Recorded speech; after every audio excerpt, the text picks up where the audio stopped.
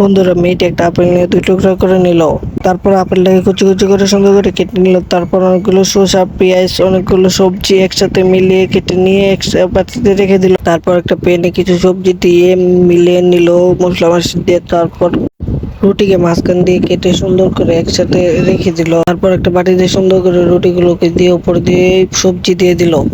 রুটির মাঝখানে সুন্দর করে সবজিগুলো দেওয়ার পর একটা গ্লাসে অনেকগুলো ডিম নিয়ে নিল আর রুটির মাঝখান দিয়ে উপরে দিয়ে দিয়ে দিল সুন্দর করে ডিমগুলোকে, আর উপর দিয়ে আরেকটা রুটির পিস দিয়ে দিল। আর হয়ে গেল বন্ধুরা অনেক সুন্দর একটা স্যান্ডউইচের মতো।